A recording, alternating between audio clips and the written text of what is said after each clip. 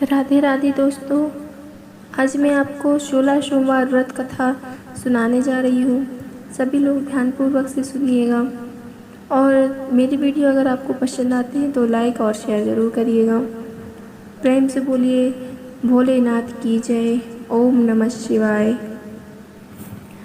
तो चलो सभी लोग साथ में सुनते हैं व्रत कथा, 16 सोमवार की व्रत कथा। मृत्यु लोक में भ्रमण करने की इच्छा करके एक समय श्री भूतनाथ महादेव जी माता पार्वती जी के साथ पधारे। वहाँ वे भ्रमण करते करते विदर्भ देशांगत अमरावती नाम की अति रमणीय नगरी में पहुँचे। अमरावती नगरी स्वर्ग के सादृश सब प्रकार के सुखों से परिपूर्ण थी। उसमें वहाँ के महाराजा का बनाया हुआ अति सुंदर रमणीय शिवजी का मंदिर बना था। उसमें कैलाशपति अपनी धर्मपत्नी के साथ निवास करने लगे। एक समय माता पार्वती ने अपने प्राण प्रिय को मतलब शंकर जी को प्रसन्न देखकर मनोविनोद करने की इच्छा की और कहने लगी, ऐसे प्रश्न करने लगी कि हे महाराज, आज तो हम दोनों चौसर खेलेंगे। शिवजी ने प्राण प्रिय की बात को मान लिया और दोनों ही चौसर खेलने लगे, शिवजी और शंकर जी। उसी समय उस स्थान पर मंदिर का पुजारी ब्राह्मण पूजा करने के लिए आया और माता पार्वती जी ने पुजारी से प्रश्न किया कि पुजारी जी बताओ, इस बाजी में किसकी जीत होगी। पुजारी बिना विचारे शीघ्र ही बोल उठा और बोला कि माता पार्वती जी, महादेव की ही जीत होगी। थोड़ी देर में बाजी समाप्त हो गई और बाजी समाप्त होने के बाद पार्वती जी की विजय हुई। तो पार्वती जी ने पुजारी को झूठ बोलने के अपराध के कारण कोढ़ी होने का श्राप दे दिया। कुछ समय में पुजारी के सारे शरीर में कोढ़ पैदा हो गया।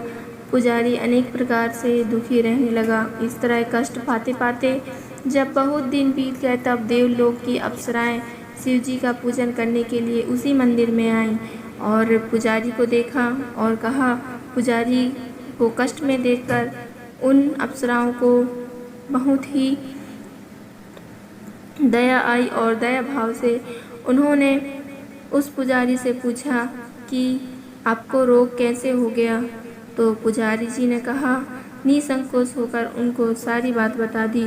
तब वे अप्सराएं बोली, हे पुजारी, अब तुम अधिक दुखी मत होना, भगवान शिव तुम्हारे सारे कष्टों को दूर कर देंगे।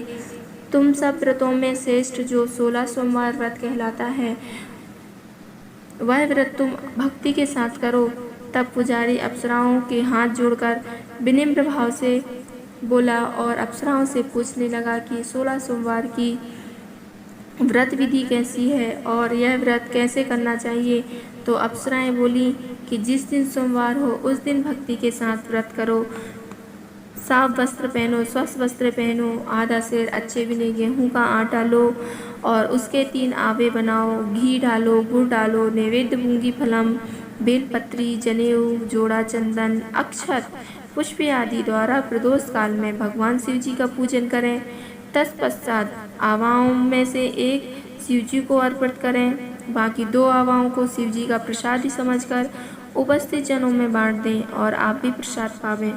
इस विधि से 16 सोमवार व्रत करें। तत्पश्चात 17वां सोमवार के दिन जब आपके 16 सोमवार संपूर्ण हो जाएं तो 17वें सोमवार के दिन आप दिन में पाव से पवित्र गेहूं के आटे की बाटी बनावें और उसके अनुसार उसमें घी और गुड़ मिलाकर चूरमा बनावें, शिव जी को भोग लगावें और जो लोग उपस्थित हों भक्तों को बांट दें।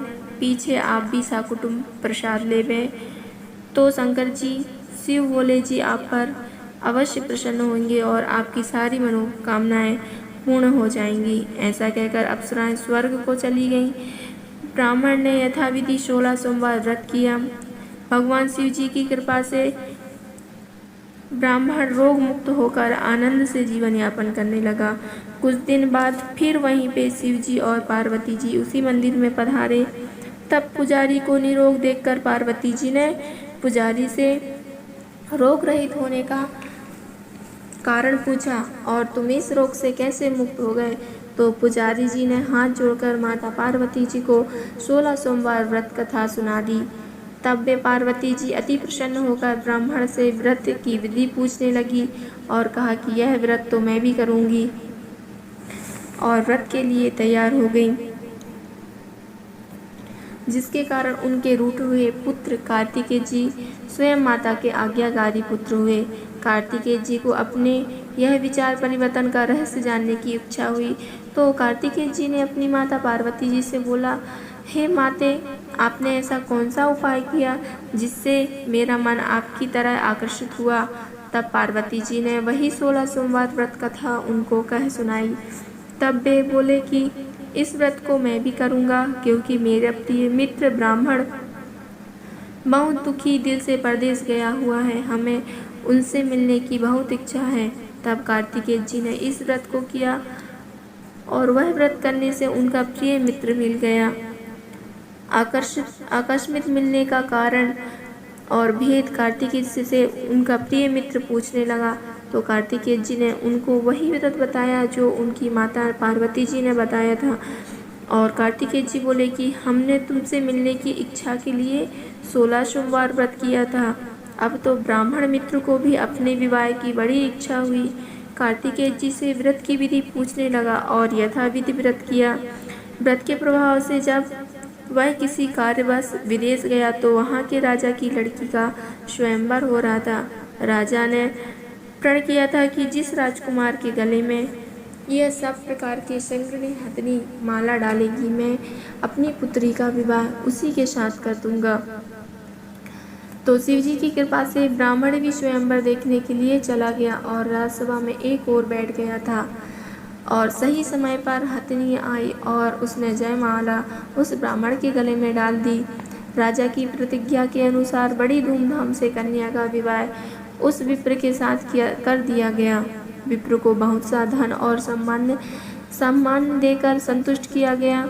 विप्र सुंदर कन्या पाकर सुख से जीवन व्यतीत करने लगा। एक दिन राजकन्या ने अपने पति से प्रश्न किया, हे प्राणनाथ, आपने ऐसा कौन सा भारी पुण्य किया था जिसके प्रभाव से हथनी ने सब राजकुमारों को छोड़कर आपको वरण किया।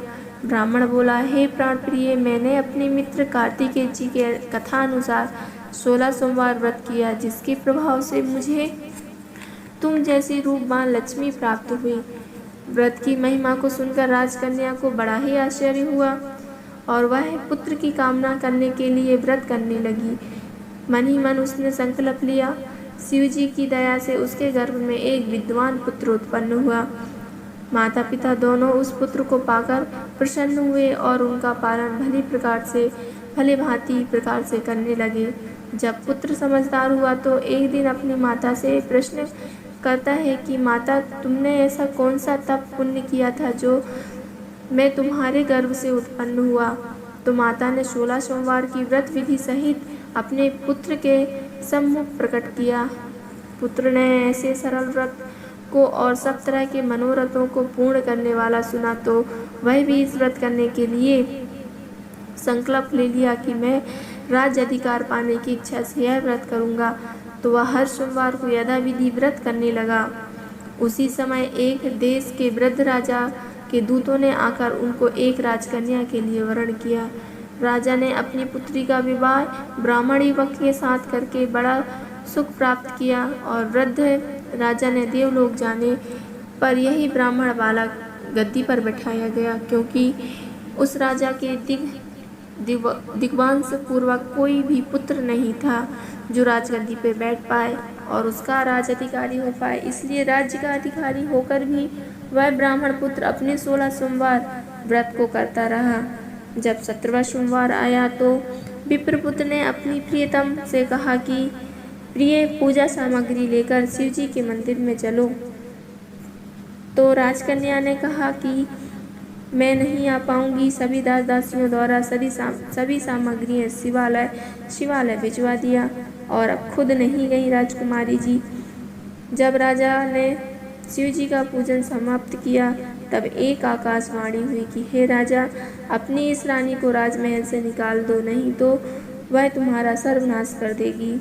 वाणी सुनकर राजा तत्काल ही मंत्रालय गृह में जाकर अपने सभी सदस्यों को बुलवाकर पूछने लगा कि हे मंत्रियों, मुझे आज शिव जी की आकाशवाणी हुई है, राजा तुम अपनी इस पत्नी को निकाल दो, नहीं तो ये तेरा सर्वनाश कर देगी। मंत्री आदि सभी लोग बहुत ही विस्मित रह गए और सोचने लगे कि जिस राजकन्या के कारण तुमको राजगद्दी मिली है, आज तुम उसी को ही कोसते हो। अंत में राजा ने अपने घर से रानी को निकाल दिया और रानी भाग्य को कोसती हुई नगर के बाहर आ गई।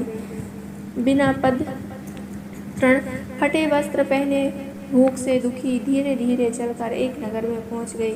वहां एक बुढ़िया सूत काट कर बेचने को जा रही थी। रानी की करुणा दशा देखकर वह बोली, चल तू मेरा सूत बिकवा दे, मैं वृद्धा हूँ, भाव नहीं जानती हूँ। ऐसी बात सुनकर बुढ़िया की रानी ने सूत की गठली अपने सर पे उठाई। थोड़ी देर बाद ऐसी आंधी आई कि सूत की पोटली सहित उड़ गई। बेचारी बुढ़िया पछताती रह गई और रानी को अपने आप से दूर कर दिया और उसको जाने के लिए बोल दिया। अब रानी एक तेली के घर पे पहुंची तो तेली के सारे मटके शिव जी के प्रकोप के कारण उसी समय चटक गए। ऐसी दशा देख तेली ने रानी को अपने घर से निकाल लिया। इस प्रकार रानी अत्यंत दुख पाती हुई सरिता के तट पर गई तो उस सरिता का समस्त जल सूख गया। उसके बाद रानी एक वन में गई तो वहां जाकर सरोवर की सीढ़ी पर उतरी तो पानी पीने को हुई तो हाथ लगाते ही, जल स्पर्श होते ही सरोवर का नील कमल के सादृश्य जल असंख्य कीड़ों से भर गया। रानी ने भाग्य पर दोषारोपण करते हुए कहा, उस जल को पान किया, पेड़ की शीतल छाया में विश्राम करना चाहा तो वह रानी जिस पेड़ के नीचे भी जाती थी, उस पेड़ के सारे पत्ते गिर जाते थे। अपने वन, सरोवर, जल की ऐसी दशा देखकर उस वन में रहने वाले ग्वालक ने अपनी गौआओं को चारा पानी ना मिलता देख बड़े ही दुखी भाव से यह सब कथा जाकर अपने गुसाई जी से कहा, जो जंगल में स्थित मंदिर के पुजारी थे। ग्वाले रानी को लेकर गुसाई जी के पास चले गए। रानी की मुख क्रांति और शरीर शोभा देखकर गुसाई जी जान गए कि यह अवश्य ही विधि और गति की मारी कोई कुलीन अबला है। ऐसा सोचकर पुजारी जी ने रानी के प्रति कहा कि तुम मुझको पुत्री के समान रखूंगा, मैं तुमको पुत्री के समान रखूंगा, मेरे आश्रम में ही रहो, मैं तुमको किसी प्रकार का कष्ट नहीं होने दूंगा। गुसाई जी की ऐसी बात सुनकर रानी को धीरज हुआ। वह आश्रम में रहने लगी, परंतु रानी आश्रम में जो भोजन पकाती थी उसमें कीड़े पड़ जाते थे, जो जल भरकर लाती थी उसमें कीड़े पड़ जाते थे। अब तो गुसाई जी बहुत ही दुखी हुए और बेटी से पूछने लगा कि बेटी, तेरे ऊपर कौन से देवता का प्रकोप है, ऐसी कौन सी बात है जिसके कारण ये सब हो रहा है। तो रानी ने पुजारी की बात सुनकर कहा कि मैं शिव जी की पूजा करने के लिए नहीं गई थी। तो पुजारी जी समझ गए कि बेचारी के ऊपर शिव जी महाराज जी के कारण ही ये सब कुछ हो रहा है। तो पुजारी जी ने अनेक प्रकार से विनती की, स्तुति करते हुए रानी के प्रति बोले कि बाई जी, तुम सब मनोरथों को पूर्ण करने वाले 16 सोमवार व्रत को करो, जिसके प्रभाव से अपने को कष्ट मुक्त रहित पाओगी। भोले भंडारी बहुत ही भोले हैं, उनका 16 सोमवार का व्रत करो। इस प्रकार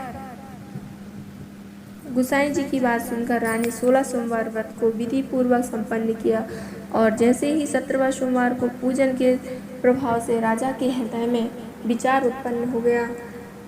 रानी को गए बहुत समय व्यतीत हो गया है, न जाने रानी कहाँ कहाँ भटक रही होगी, रानी को ढूंढना चाहिए। इस प्रकार की सोच रखते हुए राजा ने सोचा कि रानी की तलाश करने के लिए चारों दिशाओं में दूतों को भेज दिया। बेतालाब तलाश करते हुए पुजारी के आश्रम में आए। रानी को पाकर गुसाई जी से रानी को मांगने लगे, परंतु पुजारी ने उनसे मना कर दिया। तब राजा स्वयं पुजारी के आश्रम में आए और पुजारी से प्रार्थना करने लगे कि महाराज, जो बाई जी आपके आश्रम में रहती हैं वो मेरी धर्म पत्नी हैं। शिव जी के प्रकोप के कारण मैंने इनको त्याग दिया था। अब इस बार से शिव जी के प्रकोप शांत हो गया है, इसलिए इसे लेने आया हूँ। आप इसे मेरे साथ चलने की आज्ञा दें। गोसाई जी की आज्ञा पाकर रानी राजा के साथ महल में आ गई। घर घर में मंगल गान होने लगे। पंडितों ने विविध वेद मंत्रों से उच्चारण करके अपनी राजरानी का आवाहन किया। ऐसी अवस्था में रानी ने पुनः अपनी राजधानी में प्रवेश किया। महाराज ने अनेक तरह से ब्राह्मणों को दान आदि देकर संतुष्ट किया। इस प्रकार से राजा शिव जी की कृपा का पात्र हो राजधानी में रानी के साथ अब अनेक तरह के सुखों का भोग करते हुए आनंद से जीवन व्यतीत करने लगा। ऐसे ही जो मनुष्य भक्ति से 16 सोमवार का व्रत इत्यादि करता है, वह इस लोक के सभी सुखों को भोग कर शिवपुरी को प्राप्त होता है। बोलो शंकर भगवान की जय। बोलो शंकर भगवान माता पार्वती जी की जय। राधे राधे।